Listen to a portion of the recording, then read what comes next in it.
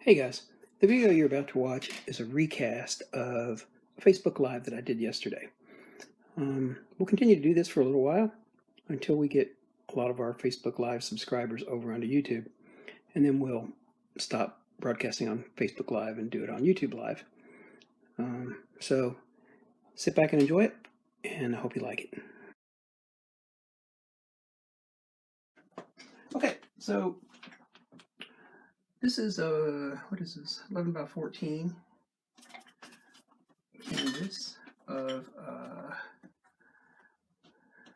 and then it's underpainted.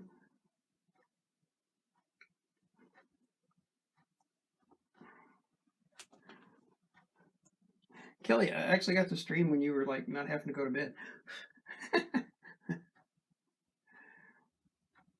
Yeah, 6:30. Yeah, I thought that would be about right. Hey, Billy. All right, so I'll try to keep track of that. Facebook doesn't do a very good job of displaying this on my iPad, but I'll look over there and think. Now, mostly I'll probably just look back here also. Okay, so kind of my vision for this is I want to have like a blue sky, put some clouds in there. Getting lighter blue as we move down. Some trees back in the background, faded back in the background, like she's walking into a forest. And then, it has some green grass. But all of this part of her, the dress and the parasol, are all going to be a lavender color, a light lavender color.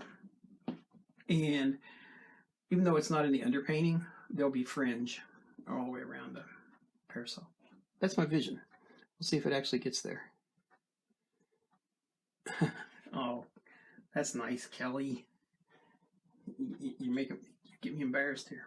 All right, let's start off by wetting this canvas down with some liquid clear. And we'll get to work on this thing. I've gotten quite a few paintings done in the last couple days, but I'm still behind my power curve. Yesterday was my 4th anniversary painting. So 4 years ago yesterday, I started painting. So now, I guess since I would be a graduating senior, I guess, and here in 2020, I will start thinking about what I'm going to do for my first year of my master's then. All right. Now, the liquid core we put on here is going to dry relatively quick. It's very lean. But I'm just going to go ahead and wipe some of this off, because if I don't, you can't ever wipe it all off.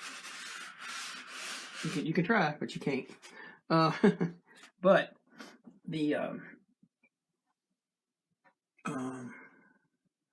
if you let it be too on there for too long.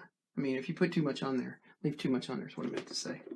Then what happens is the canvas becomes too slick, and literally the paint will slide down the canvas. You'll be painting, you paint the sky, and all the blues will just run down the page, down the canvas. All right, so let's start off with a little bit of. Let's start off with a little bit of phthalo blue, I think. And I'll probably do most of this with a filbert. So one filbert or the other. Let's use this other one to start with. Now I could just do this with a 1-inch brush. Maybe I should just do it with a 1-inch brush. Yeah, let's not be lazy. Let's just do it with a filbert. It takes a little more time with a filbert, but I'm not in a hurry. We'll start up here in the corner. Now realize we're not using liquid white, right? So I'm just going to kind of make this, because we want to kind of set this up as the way that I have this laid out. It can be sort of a vignette, right?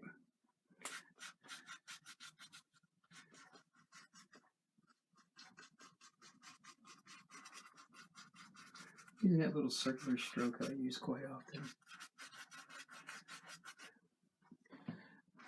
And I'll be switching hands back and forth today to compensate for my arm.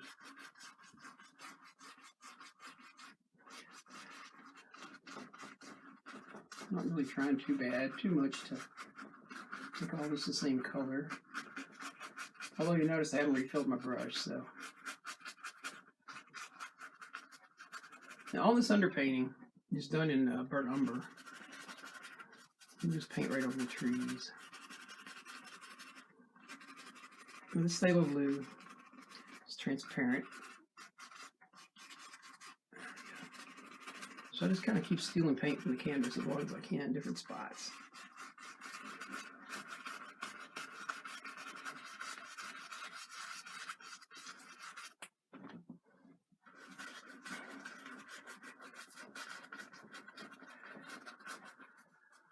So there's not much relief on my shoulder in sight. All my medical appointments for my doctors have been canceled for my hospital. I go to the VA. I'm a vet, so they canceled all of our appointments for pretty much for the year. So I guess it'll be 2021 before they can look at my shoulder again.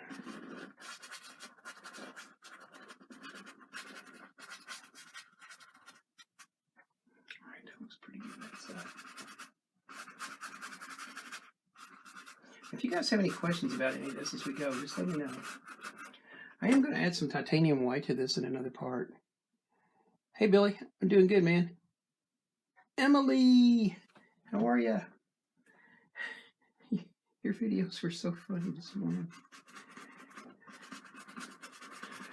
That's okay. It turns like just a regular everyday work day into something you can live with, right?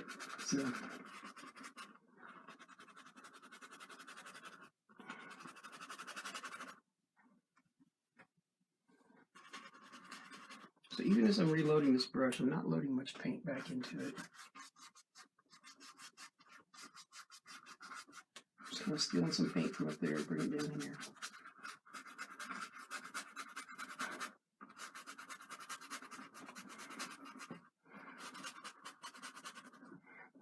Even though it's underpainted, we're still kind of applying wet on wet techniques as we go. So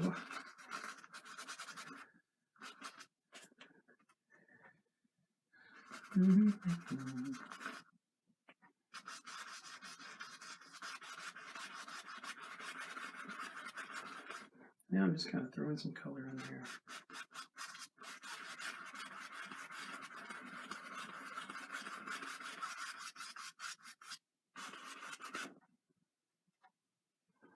I'm not going to worry too much about getting any of this around where the parasol is, or around her. Well, her one part, the foreground. So I can just wipe it off with a Q-tip. And by doing that, I don't create that rainbow effect that you see. Not a rainbow effect, halo effect that you see on some paintings. Like where you've painted around it. And I had to do the same thing. If you guys saw Emily's painting yesterday, Emily's Scout, I painted all that right onto the Scout and then worked it back off from there.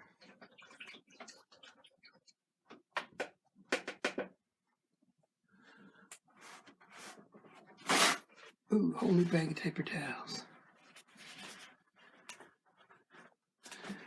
We're still not out of lockdown. We're just kind of... Our governor is enjoying his kingmanship, so...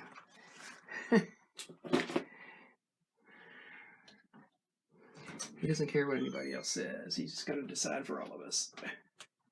All right. This is just a little bit of ultramarine blue. It, too, is a transparent color. It's darker than phthalo.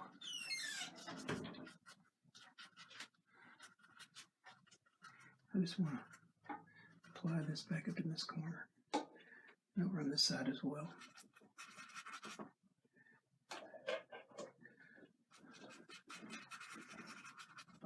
All right. Ultramarine blue is kind of an interesting color. Back in the day, in Dirty Old Masters, they only used ultramarine blue. It's a hard to come by color, so they reserved using it just for the Madonna's robes. Pretty cool, huh? Nice little piece of information you can throw out, when you go to a dinner party and be boring like me. All right. Oh gosh, I'm such a introvert. All right, so let's see. Let's just clean the brush, and it's taking shape pretty good so far. I think I'll just blend this with a 1-inch brush. Most of mine are just like recently reconditioned, so they're nice and soft. Well, let's see. Let's just start up here. I'm going to just use an X stroke.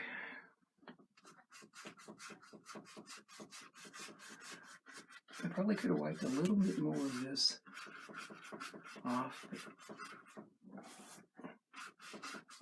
of the liquid clear. It's still a little bit slick, but that's okay. I think we can work with that.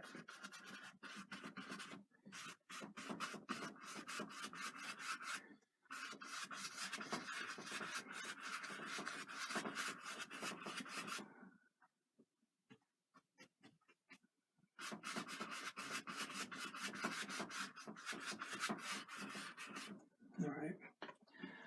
Now I want to try. Let's just put a couple little.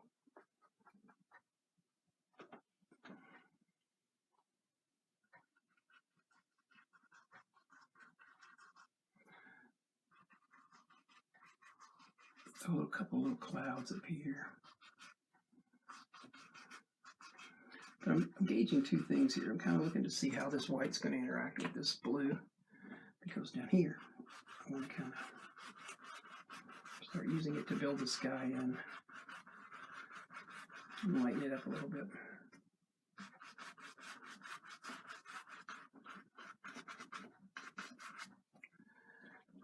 Oh, so my arm's tired already. So let's go to the right hand. Okay, right hand, you're on deck.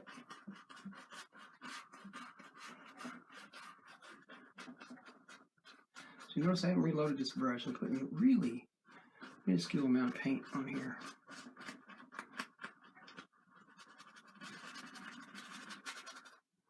I'm not too worried about the trees because I'm just going to Q-tip them back out momentarily.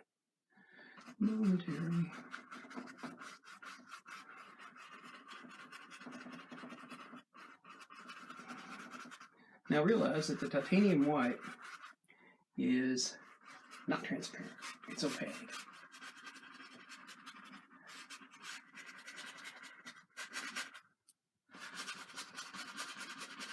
So it will start to hide the trees, but it's okay. It's okay. It's okay.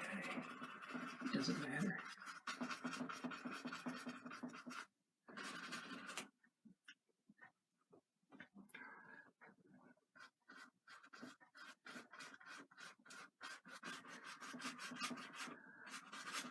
So recently,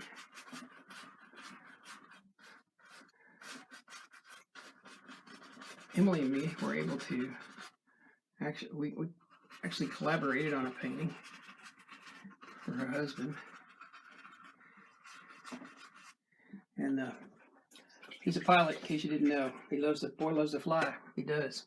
So we painted him a painting of an airplane flying over Niagara Falls, and I did the ground painting and then input the tail numbers and stuff on the plane. So that was cool. It was fun. All right, before we get going, let's see. Well, we haven't decided exactly what blue it's going to be yet, but we're getting there. We're getting there. Now we're going to blend all this.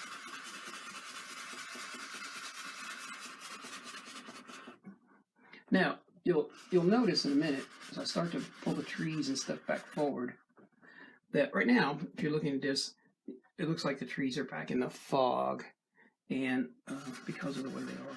But in a minute, I'll show you how you can modify this oil painting to make it look like it's back in the fog, but that it's not so far back. I'm just pulling this vignette color down a little bit to the side, spreading that out. And we'll just kind of smooth these clouds a little bit and push them back. All right. Okay, I'm kind of happy with that.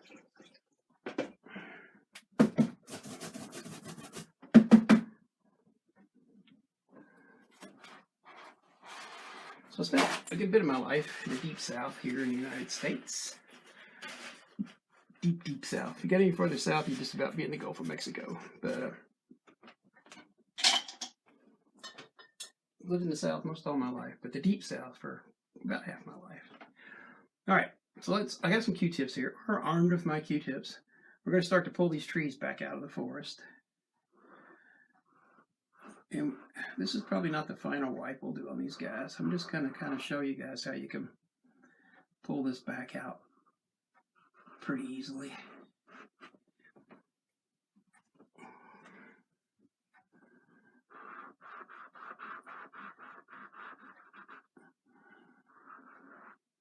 So I learned something I didn't know. I didn't know that like all Q-tips were not the same. But Q-tip brand Q-tips are much better Q-tips than generic brand Q-tips. Here's my commercial for Q-tips. This is not a sponsored video, but it's okay.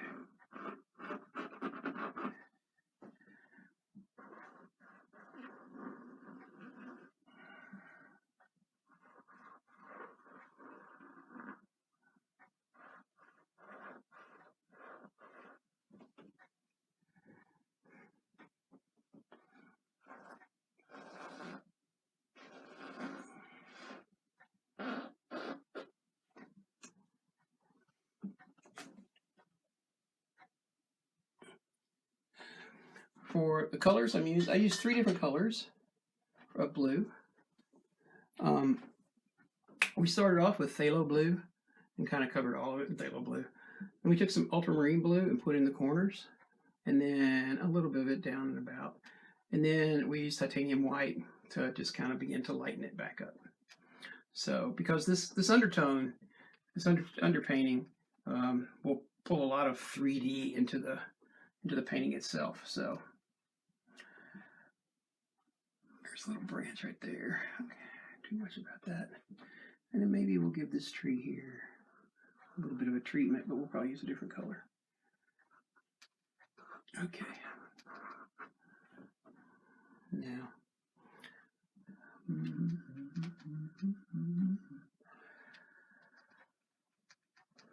we may. All right. As long as I got these out, let's just go ahead and clean the parasol back off. And then we'll start working on the background some more.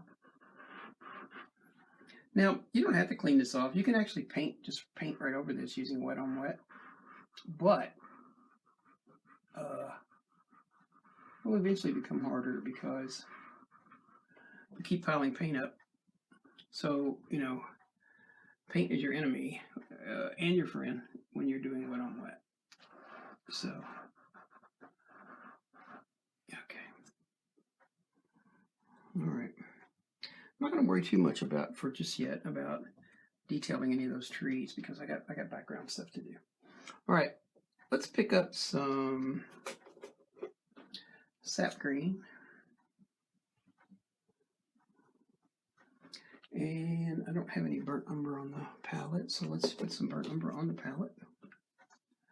Now, I'll use this burnt umber to knock some of the candy coloredness of Sap Green. Sap Green is I can actually show you. Let me just show you. Give me this filbert. So, hopefully I can show you. We'll find out. So put a little bit of Sap Green here, and I'll just kind of put it out here on this part here so you can see it maybe better before I go back up in here.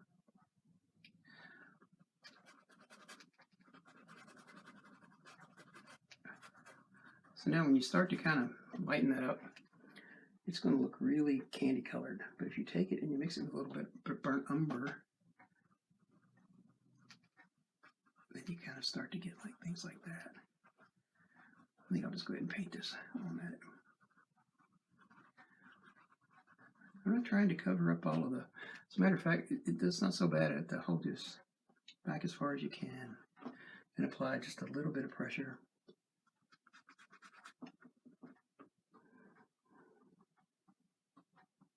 So I'm just mixing some Sap Green along with this.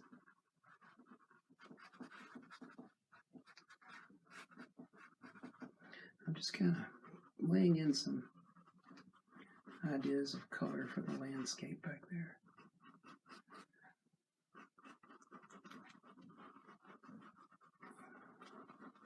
Maybe I'll turn this into a magnolia bush. We'll see. All right.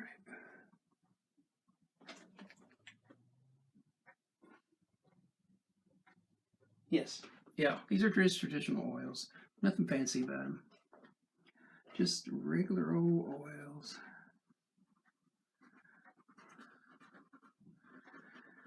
No particular brand. I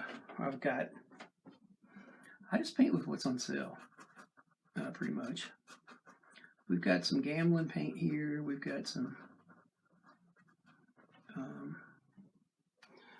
Gamblin 1980. We got some Bob Ross paint. We got some Georgian paint. We got some Winsor and Newton. We got some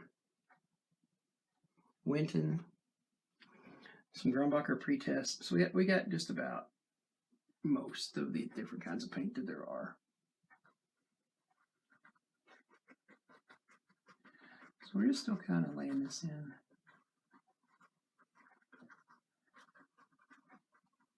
These colors. It's still just this green and brown.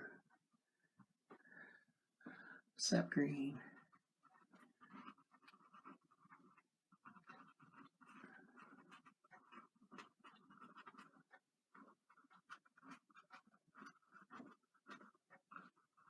Just be kind of free with this. I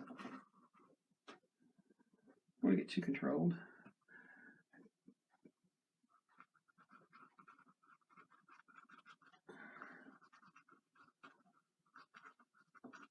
Okay, now as we move down into these lower trees,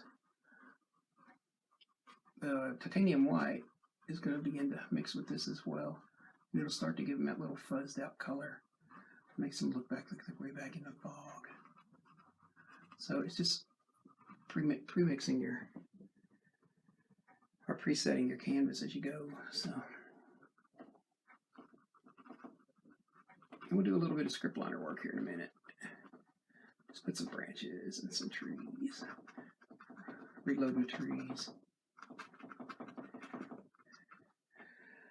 All right.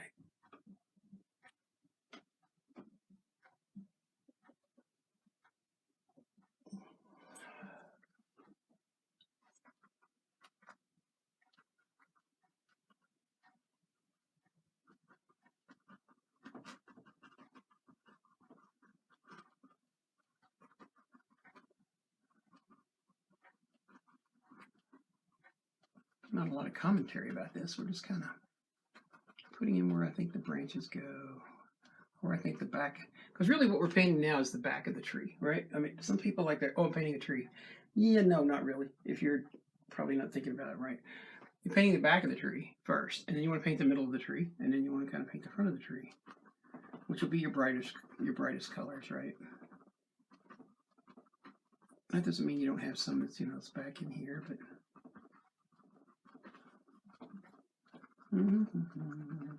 I've had this underpainting done for a little while now. It's been sitting, waiting for me to get the scalp done, and then I've got another painting I did I'm doing for a new friend who's a photographer. So I want to get that done and get that. He doesn't know it's coming, so which is not really a good reason for me to leave it, not done, but. I'm just kind of scrubbing in some landscape here, back here in the woods.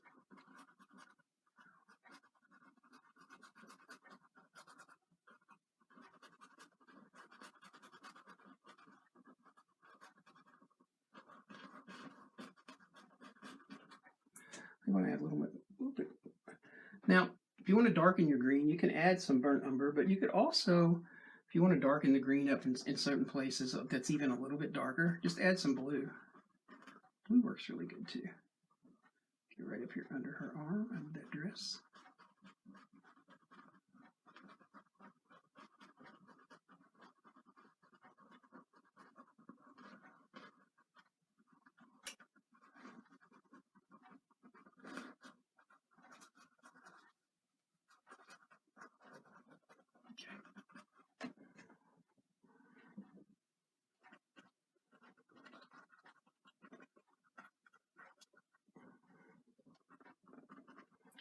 getting some light. I haven't filled the brush back up, so I'm just kind of tapping some background stuff in.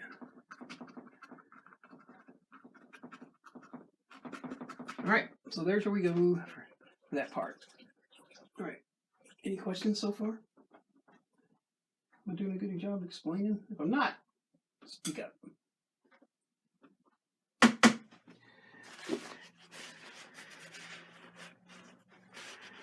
All right, so we'll set this aside for a second, that filbert. I'm just going to go back and, again, just wipe this parasol back off.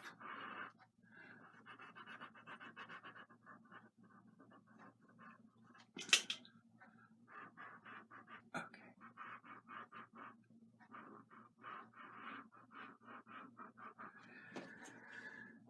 All right, let's get some, let's clean this other brush first.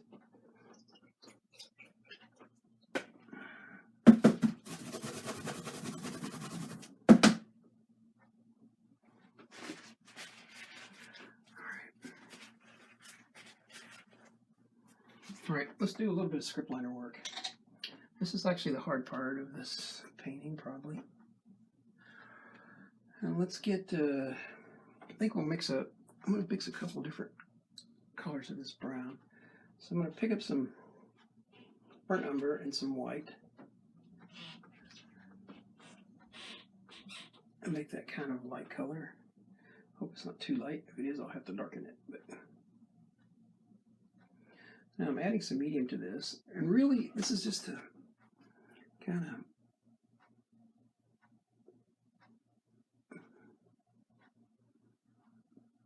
put in some of these background trees. I think I'd like that to be a little more, these ones farther away, maybe. Where I live, there's a lot of sycamores. A lot of really twisted old trees. All right, that looks pretty good. Maybe a couple like these trees were. This particular tree was not in this particular tree I'm about to do right now. It's not in the underpainting. We're just adding it.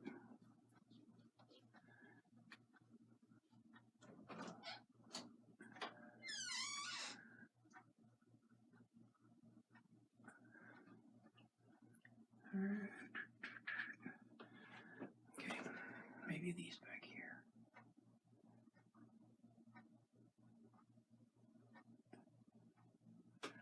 All right. Now let's just. I'm kind of puddle painting at this point. I'm pulling colors into another pile. Taking some of that color that I just had and pulling it into a different pile.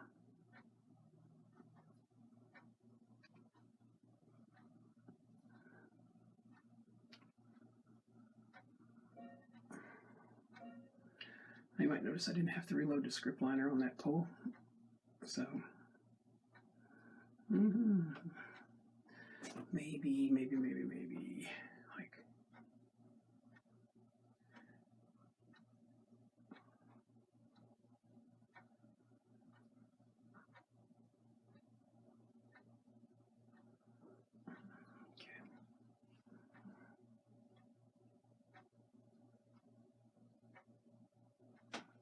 all right.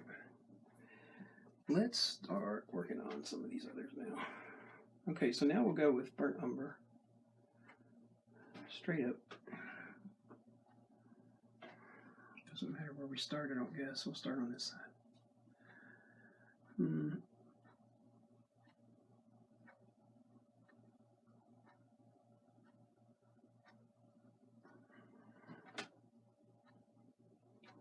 If you guys have any questions, just put them up there and I'll be glad to answer them.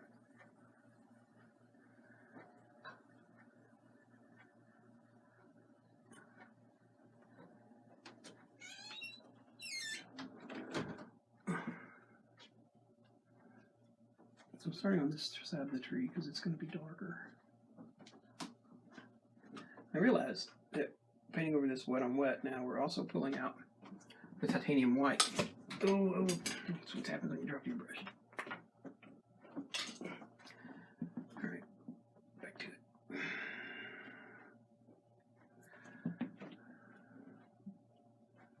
think I'll do this with my improper hand.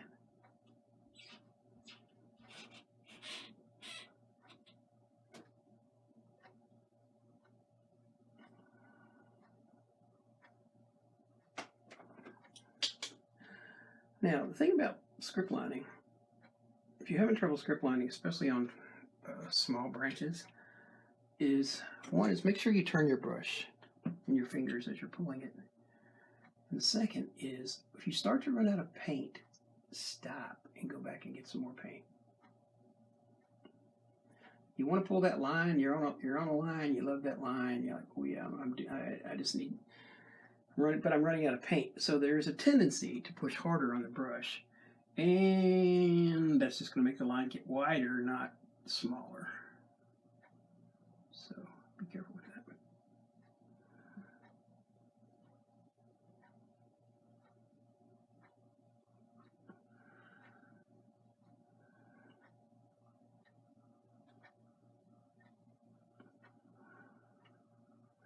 Widen this tree just a little bit. All the way down. There we go. There we go.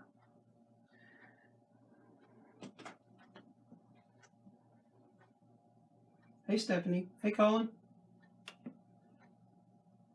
Oh, thanks, Gwen. Yeah, it worked. They work really good. Another thing too, though, if you've got like a small place you need to get the paint, lift the paint up off the canvas. You don't have to use Q-tips. You can just put a little bit of linseed oil on a brush, a sharp brush. Brush that you sharpen the edges down too, and then lightly lift that up. Maybe I'll show you that. Hang on a second. I'll show you that. I get ready to work on this branch over here. I'll show you in just a second.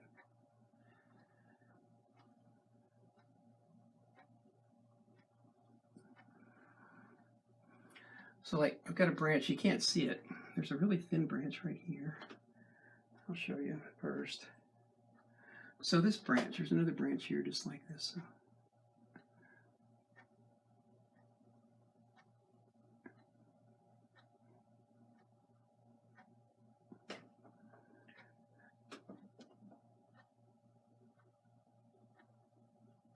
This branch right here, though, I don't know if you can see, but there's a branch that runs right here, and it's thin. It runs all the way across the page. I mean, all the way across the canvas already, right off the edge. And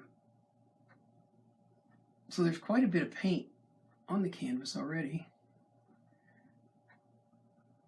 And so if I wanted to take that off, there's two ways that I can do it. I'll show you one of them. Let me pick up, so this is a flat. This is just a small flat.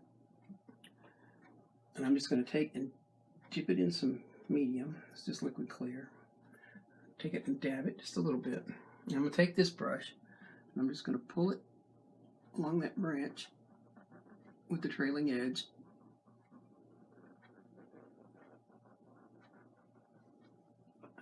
And as you can see, it lifts that paint right off. As you can see, right here on the edge of this brush. You can just wipe it off. And that way, because the Q-tip's a little too wide for that skinny of a branch, right? So let's do another one. Do I have another one? Yeah, here's one. Now this one I probably could do with a Q-tip. But and then it's got, now make sure you wipe it out each time, because if you don't, you're just going to drag color right back onto the canvas. So let's go right over here. And you only need just a tiny little bit of medium. There's another one over here. Just like that. So anyway, there's how you do that. Another way that you can do it, I don't know if I have any more branches I can show you. Maybe well, no, I'll just invent some. How about that? Another thing that you can use is one of these. It's a paint eraser. This one's seen some mileage on it. I got this from Wilson Bigford. And it's been dandy. But you can just take it, I'll just show you on this tree down here on the trunk. You just take it, just like this. You can use it like an eraser, the round end, and erase little bits like that. See, it just wipes the paint right off. So you can buy these at Hobby Lobby, I'm pretty sure. I'm almost certain I've seen them in there. All right, so back to painting this tree. This last tree. Well, it's not really the last tree, but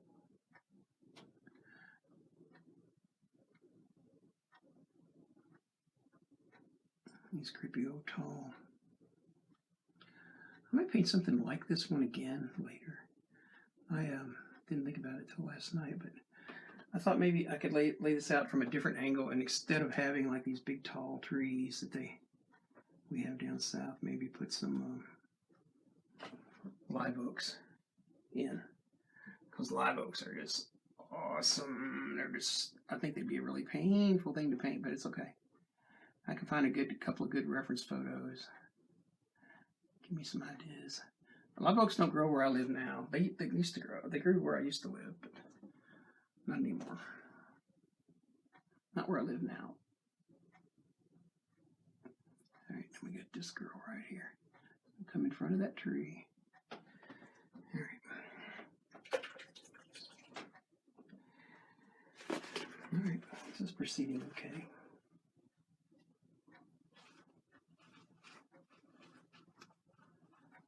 Thank you, Harsha. Okay, let's see. Okay,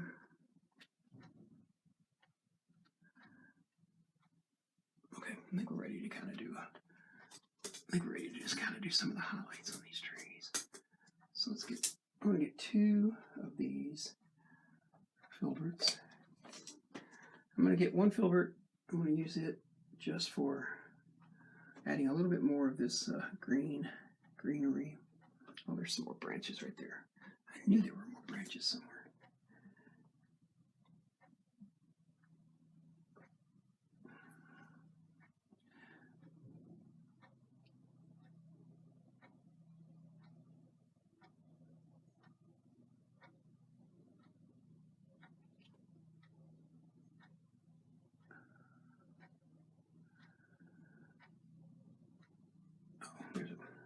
Oh, I missed that one. That's a big one.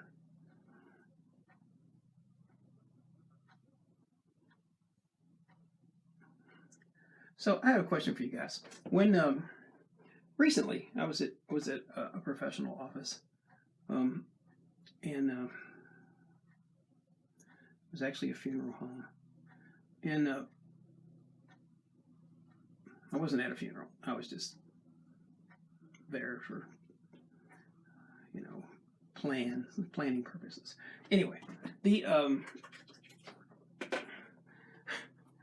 found myself, of course I get easily distracted anyway, but I found myself distracted by the fact that they had this beautiful painting hanging on the wall. And I was looking at it and looking at all the different portions of parts of it, pieces and parts of things they had done, shadows here and there. There's an old building with some horses and some dogs and people on, horseback, that same kind of hunting kind of a scenario. I find myself, though, sometimes even in restaurants and stuff, where I go in and I'm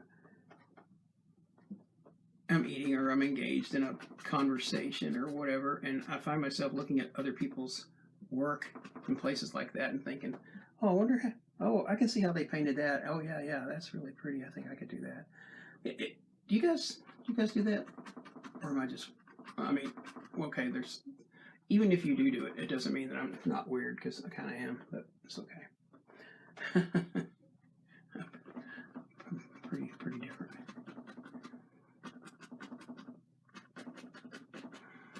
All right. Now we may come back and add some more dark. For now, let's just deal with this. All right, so we're going to start off with this yellow. It's mid-tone. It's an awful lot of paint, but I think it's going to work out fine. Okay, no, it's not going to work out fine. So here's the deal. We got, this brush is fully loaded, and you can see that it's picking up a lot of paint. All right, so if you're doing wet on wet, you've got to have thin over thick and thick over thin, light over dark, dark over light. So, which, by the way, I think we'll put some more stuff down in here in this corner, but that's neither here nor there. So what I'm going to do, I'm going to take a little bit of medium, and tap that, and then we're going to try it again. There we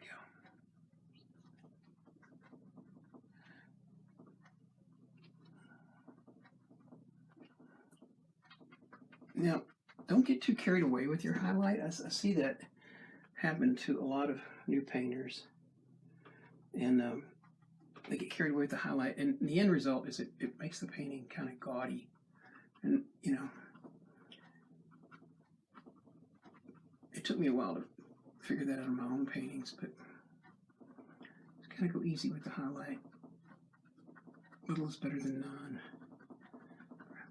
but little is also better than a lot. So, okay, now I'm not cleaning my brush out as I'm going, because as I'm moving down, I'm getting closer to this side of the thing.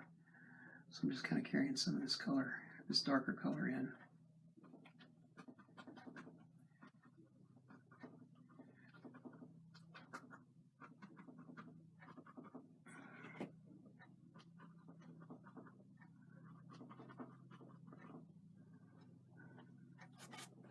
So I'm not going to clean the brush, I'm just going to wipe it off.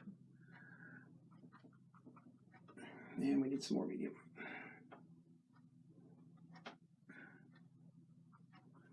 Especially out here on the edge.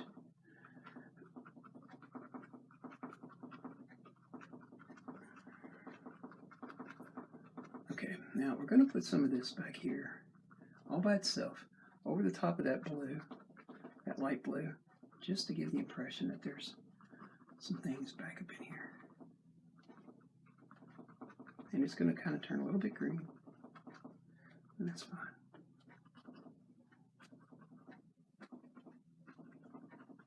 There we go. All right.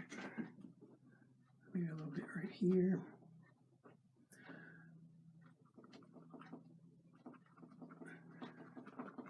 Okay, so we've got the dark color on here. We've got really what's a mid-tone, even though we called it a highlight, right? It's sort of mid-tone. It's a mid-tone color. So now we actually want to add sparkle to it. So we're going to just take some of that same yellow. I'm going to pull it over here and mix it with a little bit of medium. And then I'm going to add some titanium white to that with just a touch of burnt umber to keep it from being too candy color. And we're just going to touch the edges of these trees.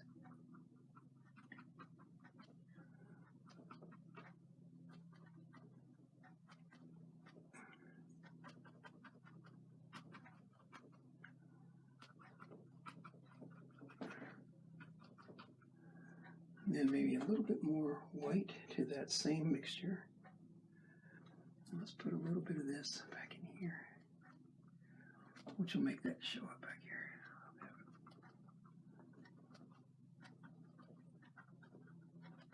Back up in the background. Okay, enough of that. All right, now we're ready to start moving forward a little bit more.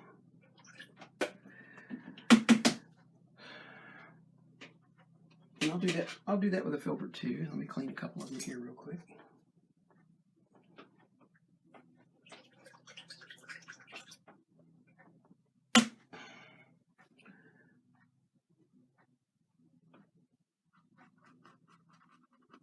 Let's do this little bush right here.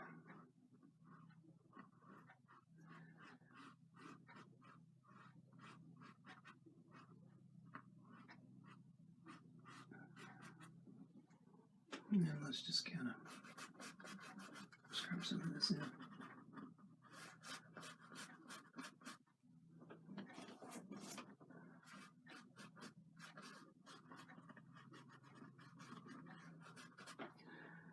I think I like it to be a little bit darker than that. Here we go.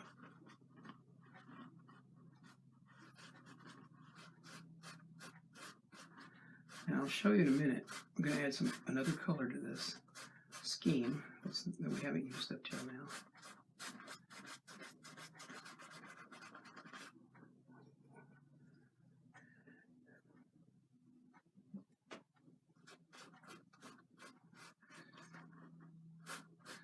If you're wondering what I just did to darken that, I just added a little bit of phthalo blue. I could have gone and pulled like some Prussian blue, but I'd be lazy. All right, let's get this in here. We'll just get this undercolor.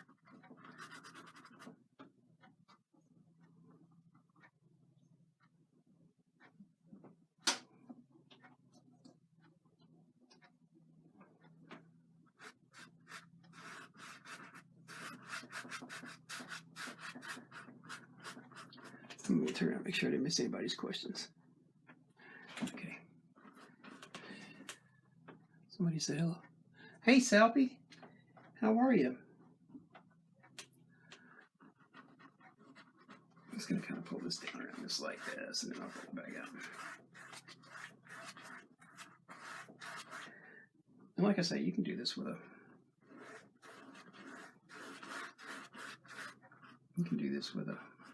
1-inch brush. I probably will do some of this with a 1-inch brush in a minute.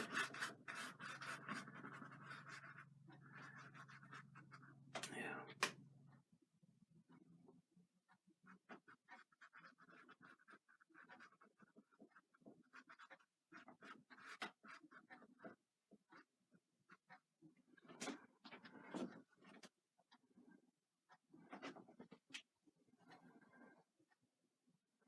All right, I have an idea about this. We'll see.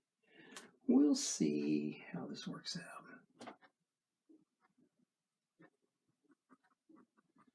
I just want to kind of add some color to this.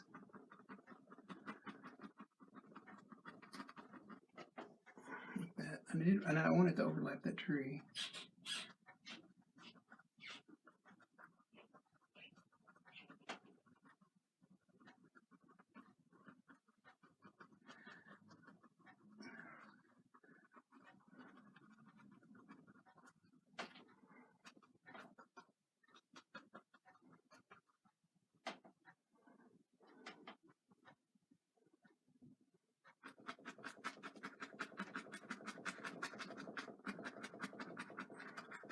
So what I did was all these trees in the front here just got pushed back in the painting. These two got pulled forward because of that. And then add a little bit of highlight, and that light color is going to push it off into the distance. All right. So I covered a lot of ground there real quick. So let me talk a little bit about it before I move on to the next part. So this young lady is going to have a lavender dress and a lavender parasol. I guess we could go ahead and put the path in too. But basically, all I did was apply some green, and we set this up for what I want to see is if I can take, I have a color in mind. Dioxazine purple. I don't know if you guys have ever used dioxazine purple, but oh, it is so powerful. It is just like, oh, it's really rough. Well, it's not really rough. It's nice. It's nice for some of the things that you want to do, but it's potent. I mean, it has a lot of pigment in it, at least the one I have, and it's made by Gamblin. Gamblin has pretty good pigment in all their stuff. So I'm going to try some Grumbacher Pretest. What is this called? Ultramarine Violet. And I'm going to try it on this bush over here because I want to see how it's going to react with some of these other colors. I think it's going to make the exact color that I want for this, but I want some flowers. Just some flowers popping up on this. So I'm mixing this dioxazine, this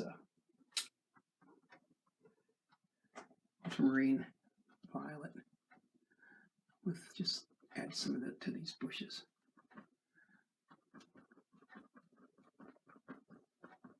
All right, that's cool. Just to kind of complement the dress as we start to work on it. All right. Okay, so that tells me about that. I've not used that color before.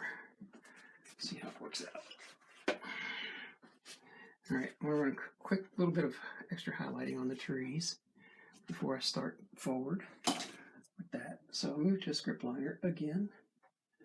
and just some white, and maybe a little bit of yellow.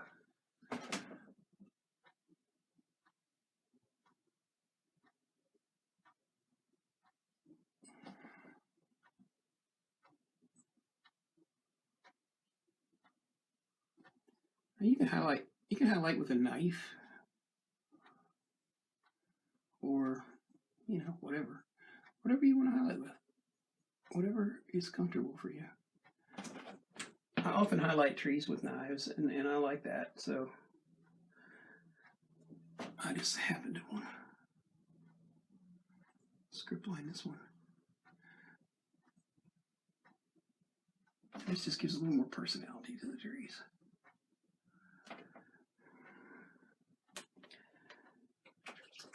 And then I think while I'm at it,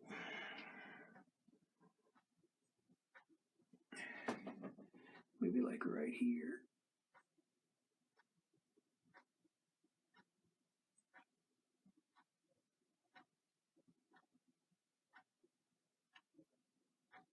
I have this friend,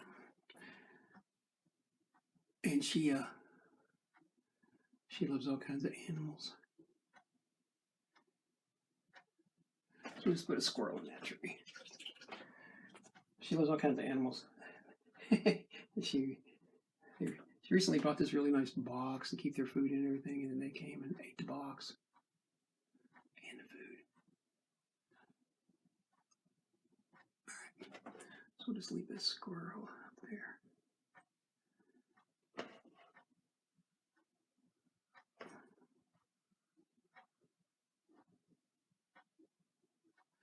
Now, we tend to talk a lot about highlights, but what we don't talk a lot about, doesn't seem like anyway, is talking about darkening, like dark, dark, dark. And dark can add a lot to your painting because it'll show off the lights. So we're going to take a little bit of ivory black here, and we're just going to darken a few things.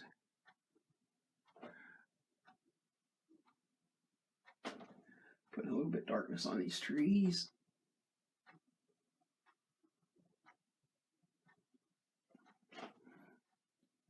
Especially like where they join the tree right there. And maybe like right here, around this side.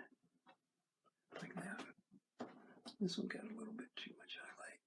So let's just kind of pull that around like that. There we go. All right. Okay, let's lay in the yard now. We'll do that with a 1-inch brush because it'll move along a little bit faster. There's another tip for you. If you're painting oil paints and you get paint on your fingers, you can wipe them right off with a baby wipe. Just like that. It's made to cut right through oil. It will cut right through it. All right, so we're going to paint the yard, and then we'll clean up our dress a little bit, take the paint back off of it that we have spilt on it. Not spilt on it, but you know what I mean. And then fudge it onto it, and we'll do her dress next. All right, so we're going to just put a little bit more yellow out here. And we're going to try this out here to see how this goes. And I've loaded this brush, and I'm kind of wiggling it back and forth as I load it to kind of pull it down to a point.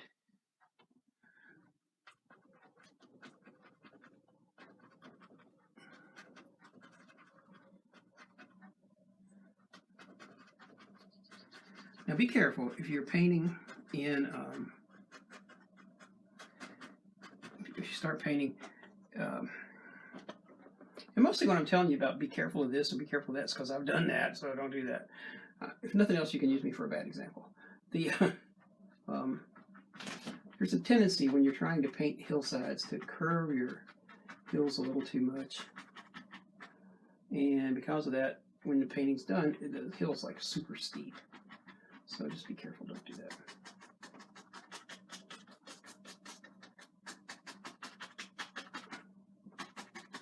We'll put some more highlights on this in a minute, but let's get the color down first and kind of get the yard laid out. Okay, that looks pretty good. All right. Let's add a little bit of highlight over here.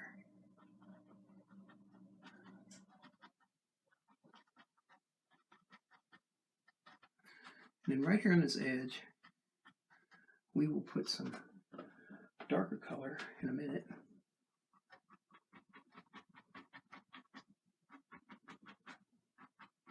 I think I'll put another tree in here. Right here. I hadn't planned on it, but I think I will. All right, so hang on a second. Let me think about it before I throw it in there.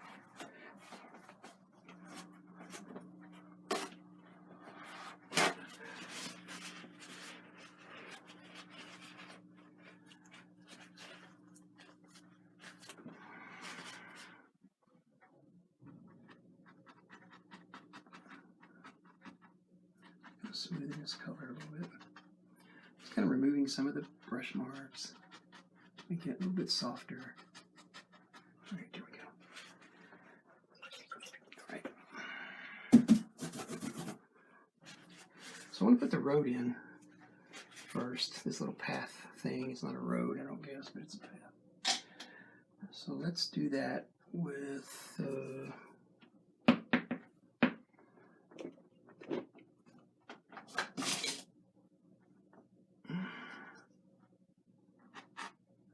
let's just do it with a knife.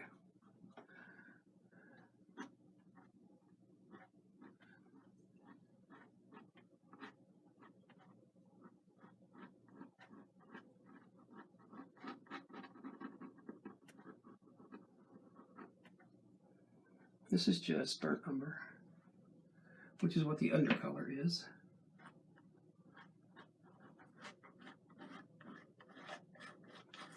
I'm going to come back and move this around with a brush in a minute, but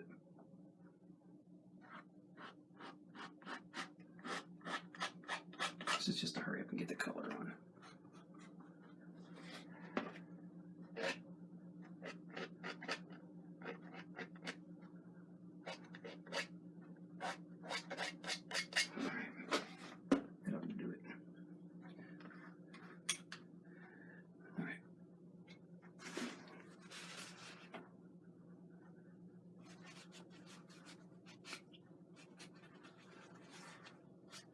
Hey, Emmy. Emmy, I was telling earlier about us doing our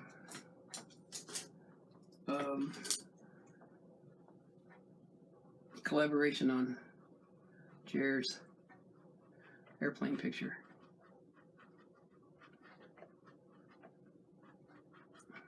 Play to each other's strengths on that.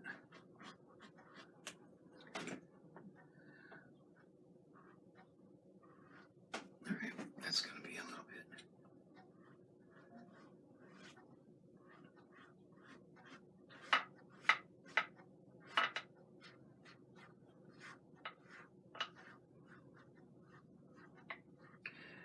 So sitting here in that studio on the palette this long, this burnt umber has gotten kind of soft. Get right in this part. All right, so we're going to wipe some of it back in a minute to clean it off. All right, let's just, I got a small fan brush laying over here somewhere. Yep. I'll take this fan brush.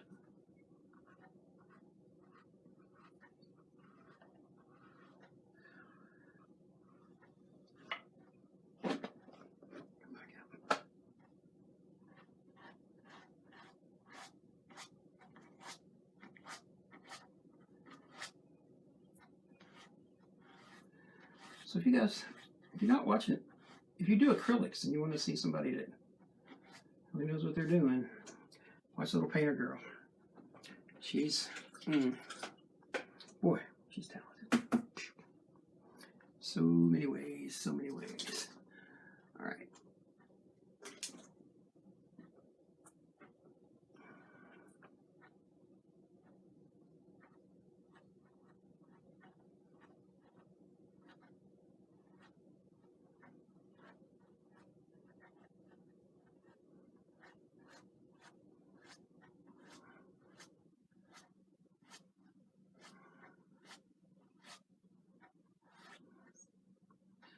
just applying the color right here. And as I'm looking at this road, I've decided to change it. So you're going to get a little lesson on how to change an oil painting too as we go.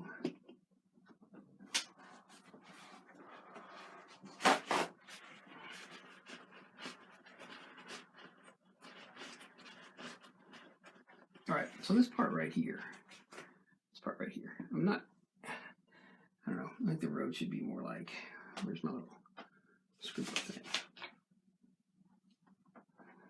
I want the road to be more like that. Well, no, not like that. Like that.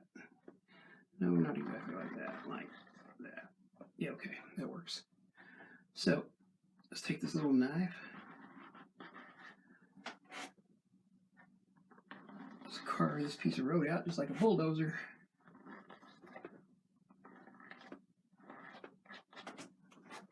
Okay.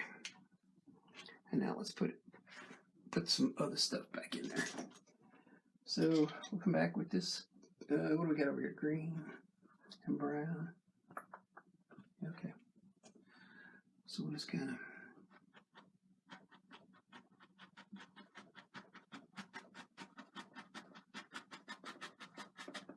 just like this.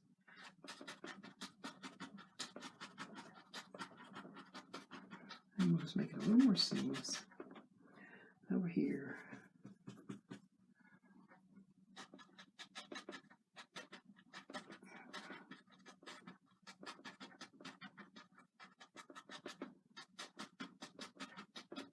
There you go.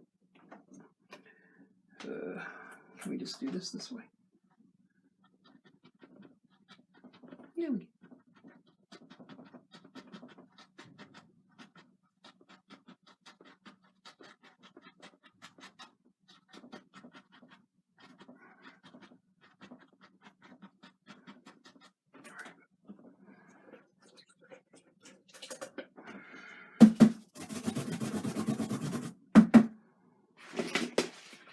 So just like that, we change the road. Now let's put our highlight back.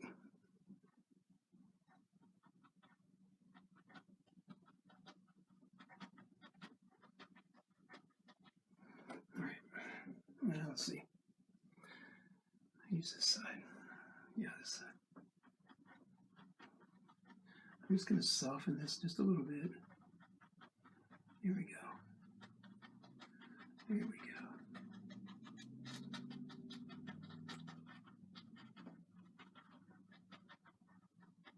Okay.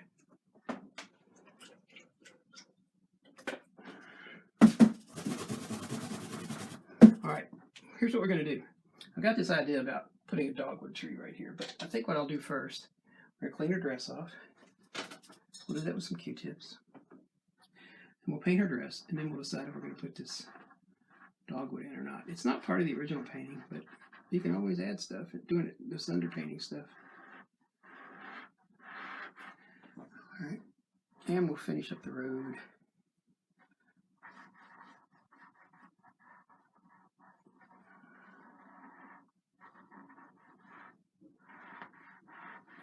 Guess we ought to go ahead and finish up the edge of this road so we don't get it on our dress again.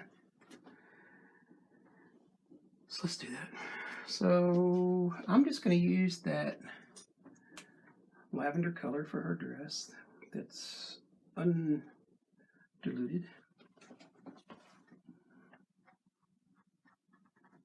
Because it's dark. It's a nice dark color.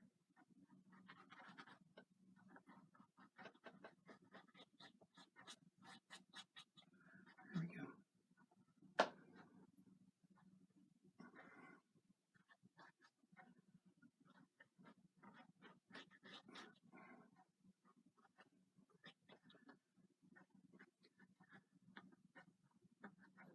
Some of this right along that base of her dress as well.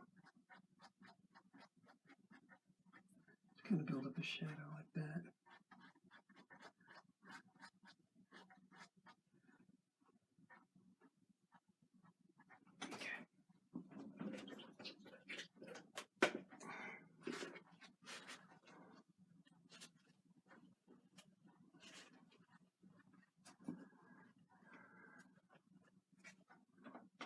all I'm doing now is just blending this a little bit.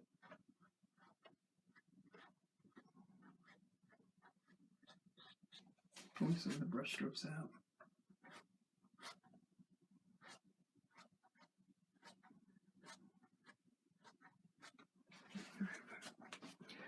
Okay, let's work on her dress.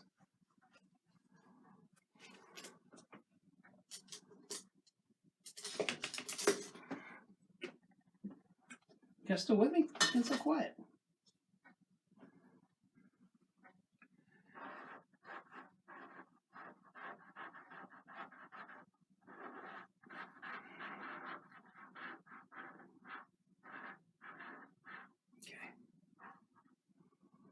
All right, young lady, here we go. Now you may notice in the underpainting that I have painted in, during the underpainting process, I have painted in the places where I'm going to put folds in her clothes. So it's just a guide, you know, but it's helpful. All right, I'm going to switch to flat. I'm going to switch to my flat. Which one? I think I'll switch to this one. Well, let's see. No, that's a filbert. Where's my other one? There it is. Come here. Yeah, so I got this angle brush. This is not the one I wanted though. Oh well. That's okay. It'll work. All right. So over here on the palette, we're going to mix this color. We've already mixed the color, but we're going to mix it some more. This nice, beautiful lavender color.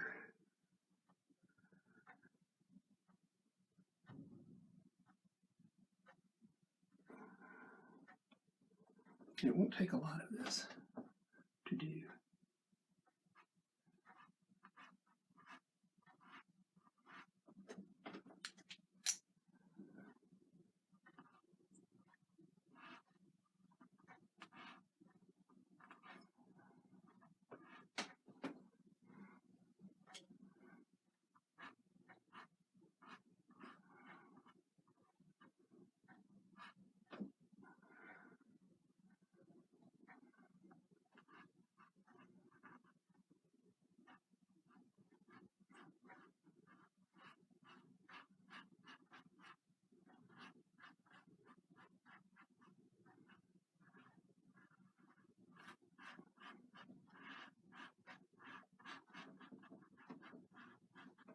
Now look, for you guys, I don't know for sure, but may look a little rough to you for a second, but we'll come back and you start to add the shadows to this, it'll really start to jump.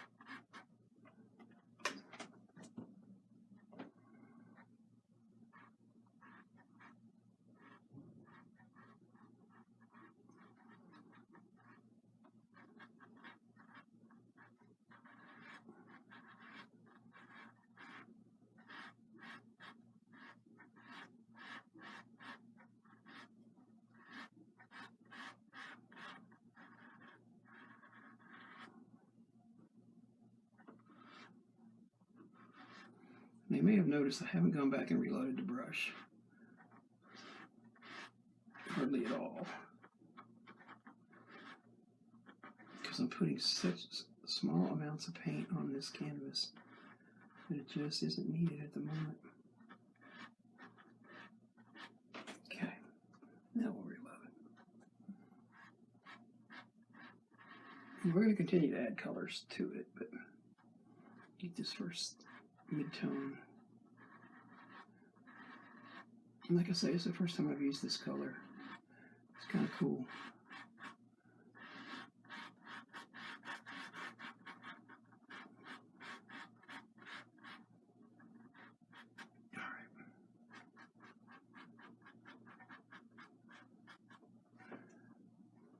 All right, now comes the question of shadows. How well will this color shadow up? Is the real question. You know, if it doesn't work, then we'll just have to take it off and try a different color. But that's okay. I still got other purples to try. But let's. Where's my other brush?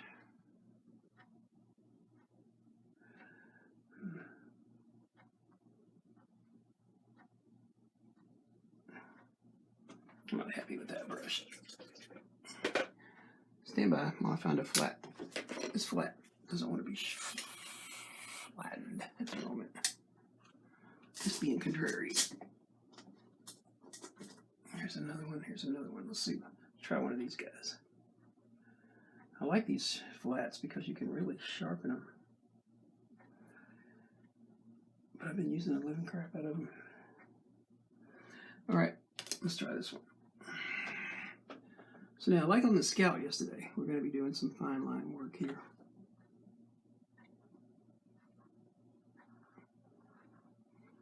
Which is really just a matter of, I don't know about that. I don't know about this color. Okay, tell you what we're going to do. We're going to put one shadow right here. Well, that doesn't look so bad. I don't know though. So I'm going to try something different just to see if I like it better. So the lavender hue is undiluted, leaving that shadow.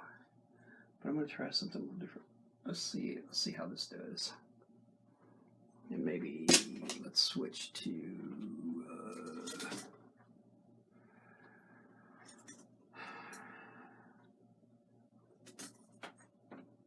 let's switch to this round brush.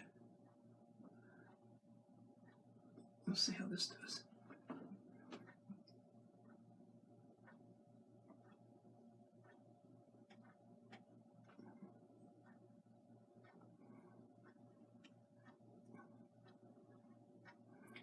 I know that might look a little dark, but don't go away.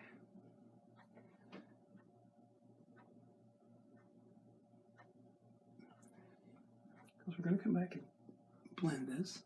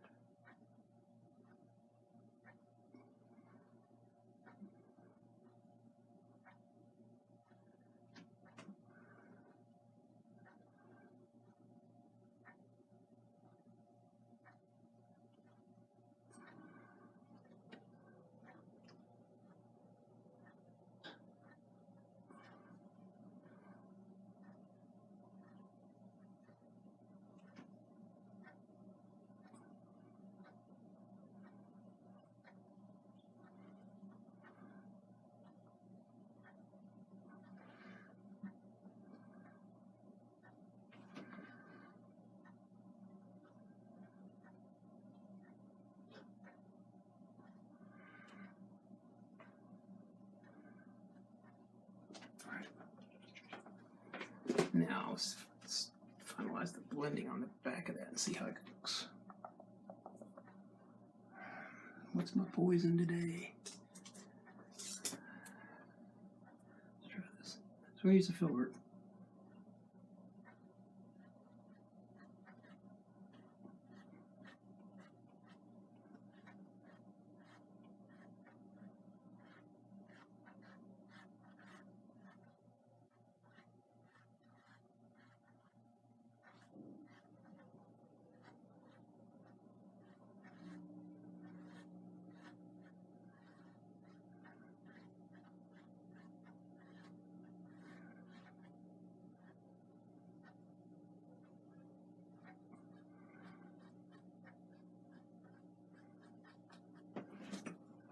that part I like okay. I'm going to add a little bit more lavender into this color up here. I didn't even clean that out. I just left the purple in there with it.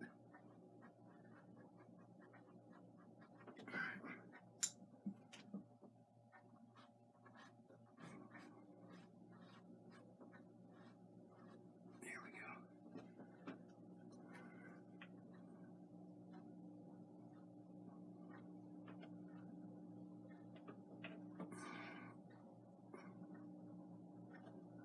Oh, wrong purple. Let's try this one.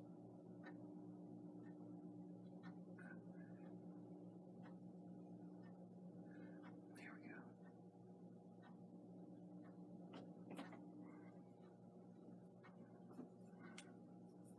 Just don't paint with the back end.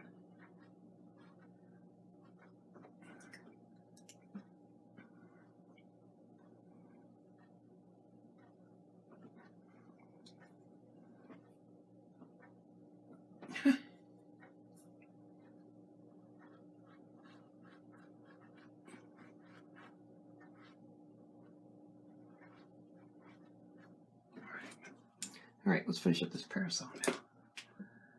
To do that, I'm going to have to turn it sideways probably. I may have to turn it twice to make it for my arm.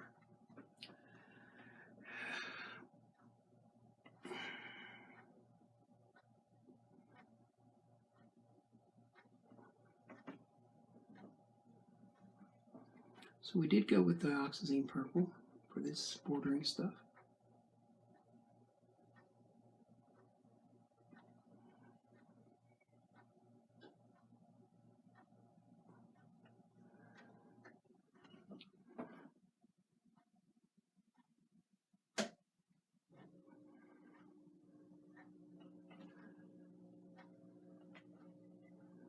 Now I could probably get this to flow on a little smoother if I put some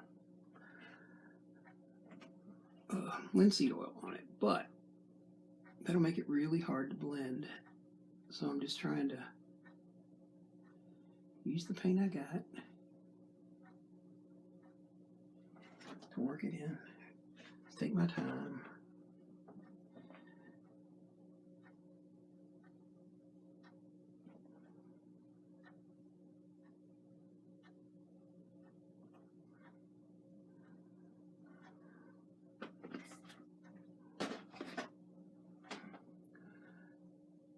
This is kind of a long reach.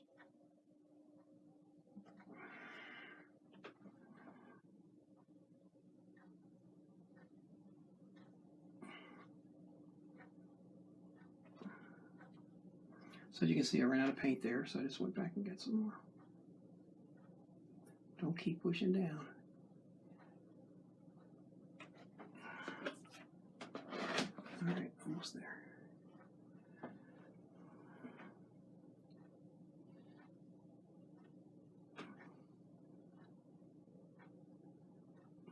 Now what's going to get a little weird is putting all this white fringe on. Ooh. Let's blend that away. Don't worry about it. Over all of this other paint.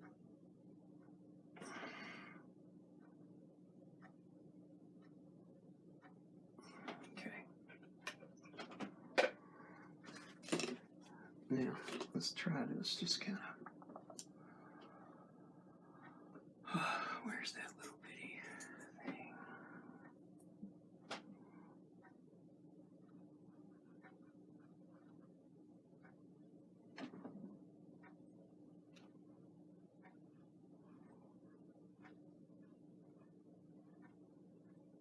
So as I pull these lines up, I kind of want to create a little bit of a shadow around them if I can.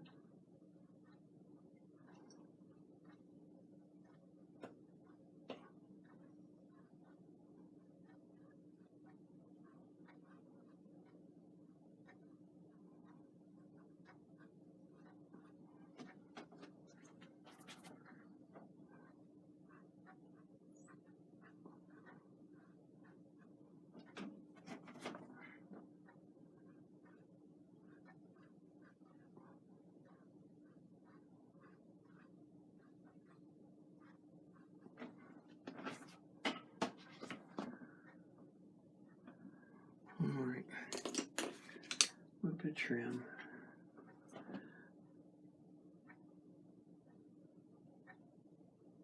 Okay. Now, let's do her hair. Hair. I'm kind of starting to get the hang of hair. Hair's hard for me. But I have a sidekick I copy off of. She's got great hair, and so I just try to make it look like kind of like her hair. Yeah. Well, I should probably lead her to say ick, but that's okay. As long as she doesn't get insulted by my hair. All right, so let's see.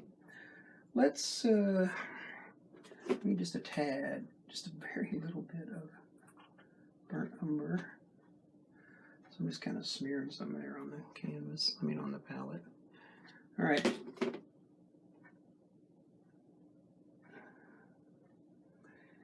And I'm going to mix that with a little bit of ivory black to make it really dark.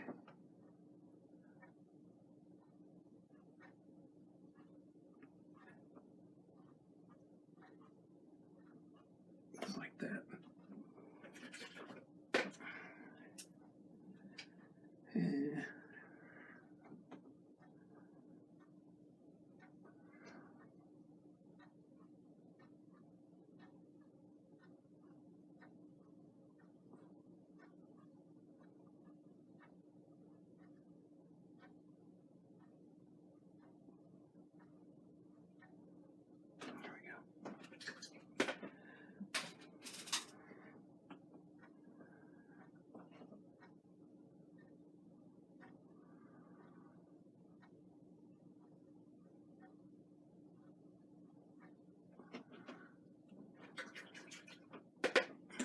okay, let's stop and take a look now.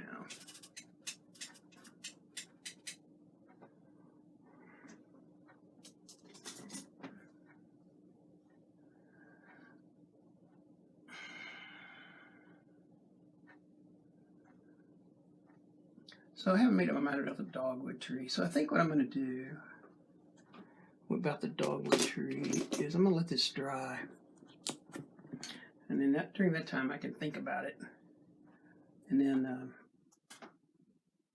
if I decide I want to do it, all I got to do is oil the canvas back up and do it again. So, all right, let's do some final things here.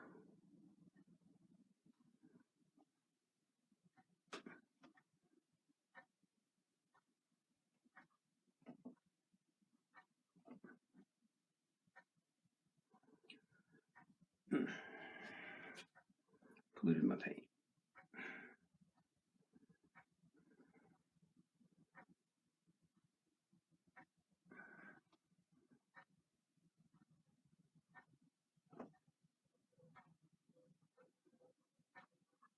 There we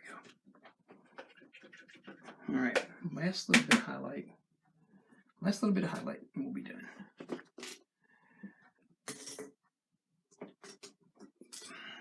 Back to my flat.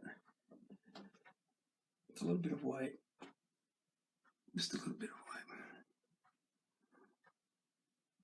A little bit of highlight here on her shoulder. A little bit of highlight right there. Oh, you know what? I didn't finish this part. Okay, I gotta do that too.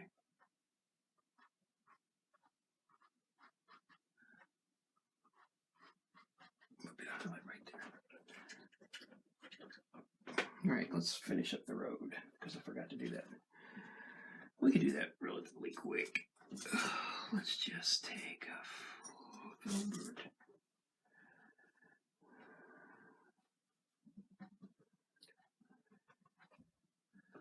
And kind of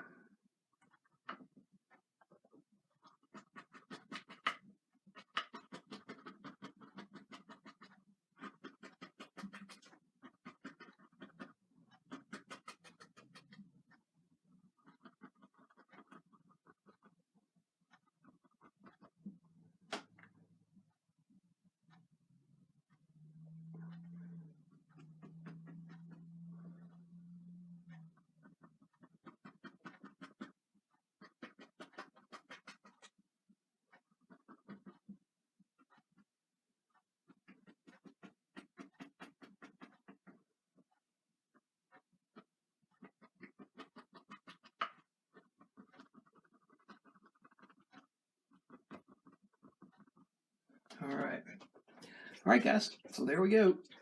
I think that's it for now. Took me a little longer than I thought, but it was fun to do. Anyway, I hope you guys liked it. Let me show it to you up close.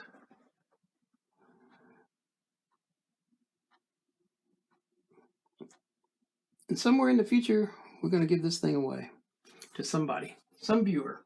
So stand by for that, and we will see you guys next time.